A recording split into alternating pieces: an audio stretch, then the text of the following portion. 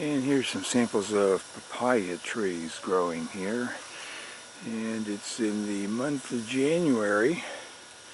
And this particular small tree has some blooms starting to come out.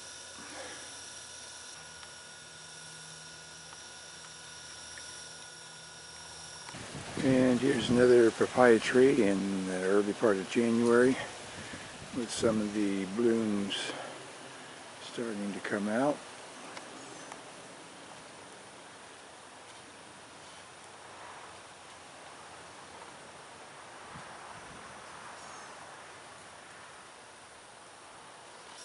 And this is a small papaya tree in early part of January.